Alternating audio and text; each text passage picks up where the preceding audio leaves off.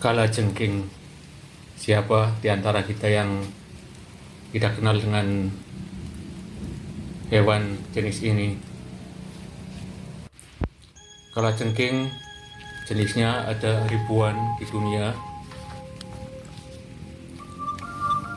dari kawasan tropis sampai ke gurun. Hampir semuanya ada makhluk hidup jenis ini.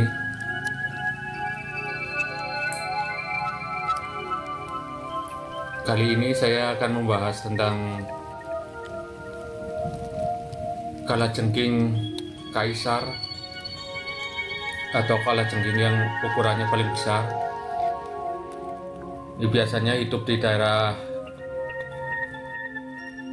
tropis, terutama di Indonesia. Bertempat tinggal di tanah-tanah yang lembab, biasanya membuat lubang sendiri di tanah atau membuat lubang di bawah bebatuan dan di bawah akar-akar pohon juga sering terdapat kalajengking ini.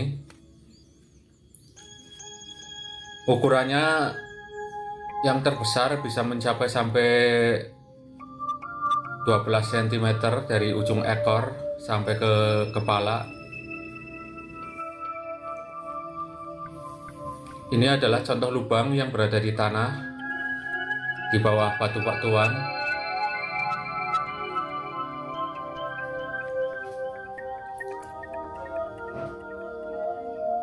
Warna dari kalajengking ini sekilas terlihat hitam, tetapi apabila terkena cahaya, warna aslinya akan muncul, yaitu hijau kebiru-biruan. Pada umumnya semua jenis kalajengking mempunyai bisa atau venom atau racun, tetapi sebagian besar tidak terlalu berbahaya. Biasanya apabila manusia terkena dari sengatan kalajengking jenis ini, hanya akan mengalami pembengkakan saja dan rasa sakit yang sementara. Tetapi ada juga jenis kalajengking yang mematikan, biasanya hidup di daerah gurun atau padang pasir. Karena jenis kalajengking ini menghasilkan neurotoksin atau racun saraf sekaligus sitotoksik atau racun sel, dimana kalau tersengat kalajengking jenis ini, yaitu yang berada di gurun, bila tidak segera ditangani oleh para medis, nyawanya tidak tertolong lagi.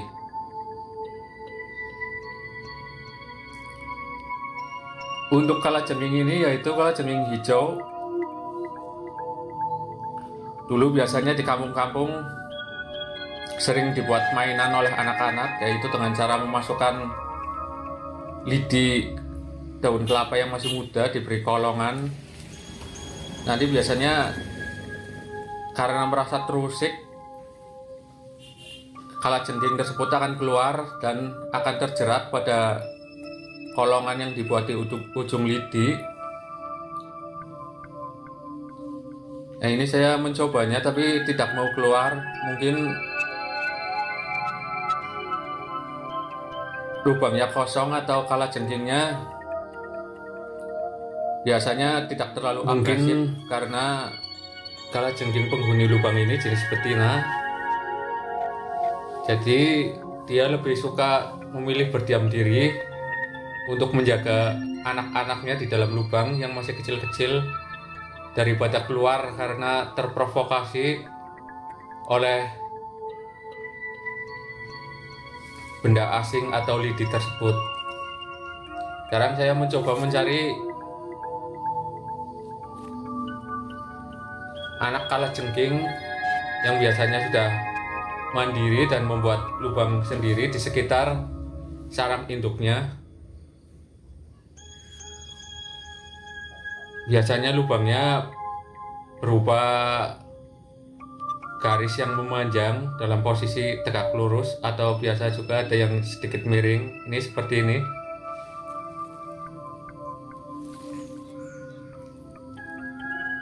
Sebaiknya untuk keamanan menggunakan kaos tangan atau alat pengungkit lainnya. Nah, ini contohnya kalajengking yang masih bayi. Ini umurnya sekitar 1 bulan lebih, dan ukurannya baru 1 cm panjangnya. Sifatnya masih sangat pemalu. Dia tidak berani untuk menyengat karena mungkin bisanya masih sangat lemah, dan tubuh dari anak kalajengking ini juga masih sangat lunak. Warnanya masih hitam dan agak transparan, belum berwarna hijau seperti induknya. Umumnya kalajengking bersifat ovovivipar atau bertelur di dalam tubuh. Kemudian setelah menetas telur-telur tersebut atau bayi-bayi tersebut akan dilahirkan dan akan digendong di atas tubuhnya sampai menjadi individu yang mandiri dan kuat. Sebenarnya di tempat saya ada beberapa jenis kalajengking, yaitu ini yang hijau yang paling umum, paling sering dijumpai. Terus ada juga kalajengking yang warnanya putih kekuningan, biasanya ukurannya jauh lebih kecil dan hidup di pohon-pohon yang kering, terutama di daun-daun, yaitu daun-daun yang sudah kering. Yang paling sering dijumpai atau biasanya sering menyengat manusia adalah yang hidup di daun pohon pisang yang sudah mengering, karena warnanya yang putih kekuningan dan ukurannya yang juga kecil sekali, sering membuat orang kaget dan secara tidak sengaja memegangnya. Namun efeknya biasanya cuma bengkak disertai demam, dan dalam beberapa jam, biasanya 24 jam lebih, efek dari sengatan tadi akan menghilang dengan sendirinya. Dengan kata lain, racunnya tidak mematikan atau mempunyai racun sedang. Kalau kalajengking hijau sendiri ini umumnya sifatnya yaitu sangat pemalu, lebih memilih menghindari manusia daripada misalnya menyengat atau melawan manusia, karena bisanya yang tidak terlalu kuat, yaitu apabila orang tersengat juga hanya menimbulkan sedikit bengkak dan rasa nyeri. Dan bila diolesin misalnya dengan balsem atau kayu putih, obat-obat anti bisa lainnya akan segera menghilang rasa sakit tersebut.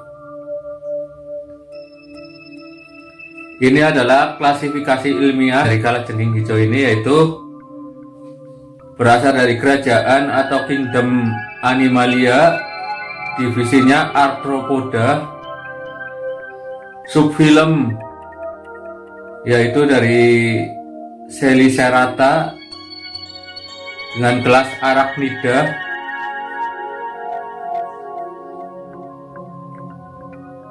famili dari Scorpionidae atau Scorpionus, subfamilinya yaitu Scorpioninae, marganya Pandinus, dan subspesiesnya yaitu Butus imperator.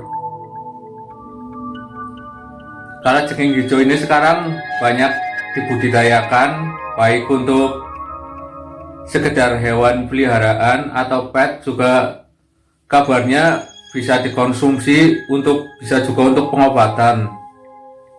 Kalajengking adalah sekelompok hewan beruas dengan 8 kaki dan mempunyai sepasang capit.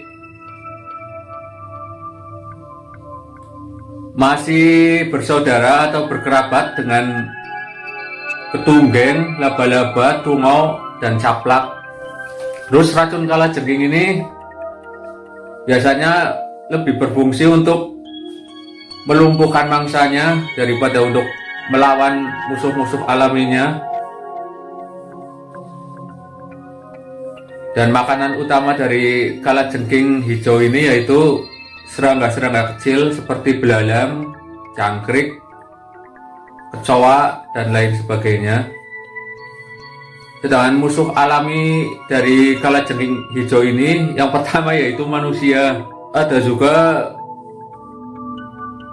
beberapa hewan yang suka memangsa kalajengking hijau ini seperti bangkong atau kodok perut. Kodok buduk gitu, yaitu kodok yang hidup di darat, itu juga suka memangsa kalajengking hijau ini. Terus beberapa jenis ular